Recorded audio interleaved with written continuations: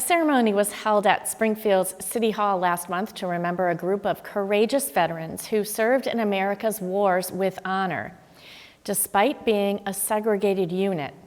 One local Vietnam veteran has made it his mission to see that this group of Puerto Rican veterans is never forgotten to history. Steve Kiltonick has the story now of the 65th Infantry Regiment, the Borinqueneers.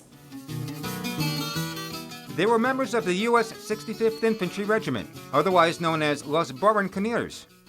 Except for some senior officials, the Borinqueneers were the only all-Hispanic active duty regiment in the U.S. Armed Forces. Most of the soldiers of the 65th were natives of Puerto Rico. The regimental motto was honor and fidelity. Despite facing discrimination in a then segregated military, the Borinqueneers distinguished themselves in both World Wars and Korea, receiving many medals for bravery. Gumersindo Gomez has made it his life's mission to gain national recognition for this forgotten group of heroes. On April 12th at Springfield City Hall, Gomez, Mayor Dominic Sarno, and other dignitaries gathered to honor the 65th Infantry. Attending was one of the two living Borinqueneers in Massachusetts, 100-year-old Antonio Morales of Springfield. Another Springfield Borinqueneer, 99-year-old Victor Rosario, was unable to attend. Puerto Ricans have a long history of fighting for the United States, dating back to the Revolutionary War. In 1899, volunteer infantry companies first formed in Puerto Rico. In 1917, during World War I, the Puerto Rican Regiment of Infantry, about 20,000, was mobilized to protect the Panama Canal. The 65th Infantry Regiment was officially established in 1923. During World War II, an estimated 60,000 Puerto Ricans served. 5 years later, as tensions mounted in Korea, the well-trained 65th Regiment was activated in January 1950. It had all the men that a regiment will hold, because the Puerto Ricans were going whole being soldiers. So they were joining the 65th in Puerto Rico every day. They wanted to wear that uniform.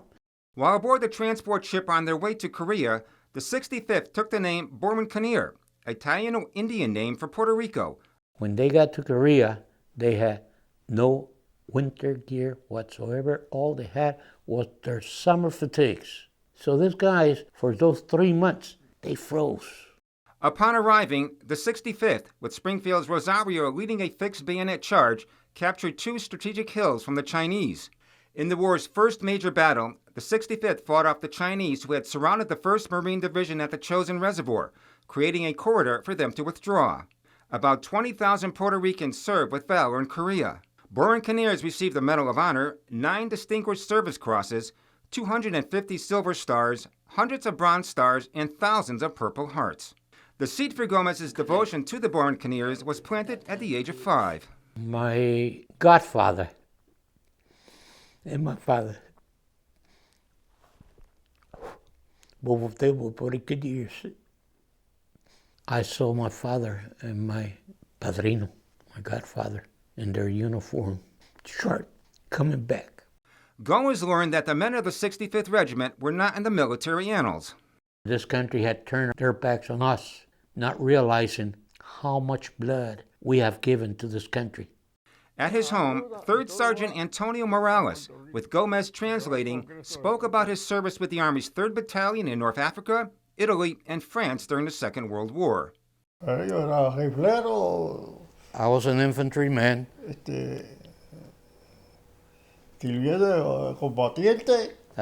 Combatant.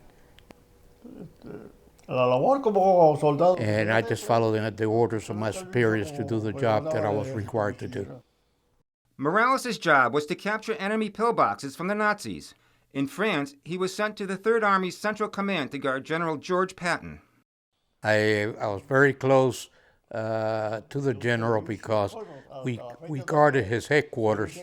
When the French people and soldiers saw him, they told him, Patton, go forward, go forward. Although death surrounded him, Morales' faith never wavered. That is why I'm here, because I believe in my Father, our Lord Jesus Christ, and that has kept me going, and that's the main reason I'm still here.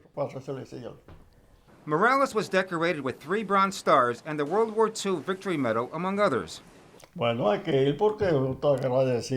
very proud of what we did for United States of America and the recognition they're giving us now.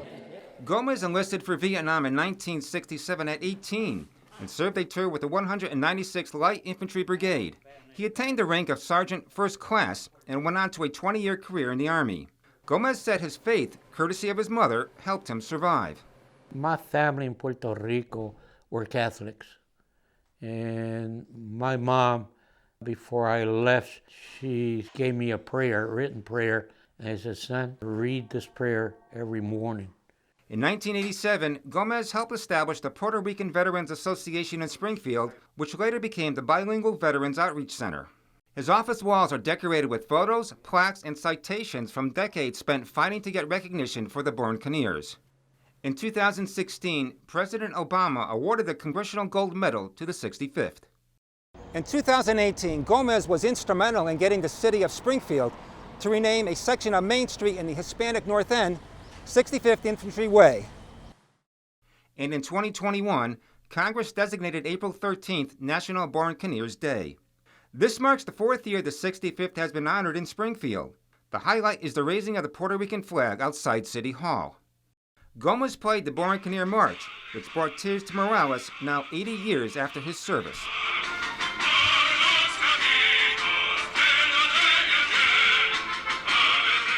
Gomez said he's reached all his goals for the 65th.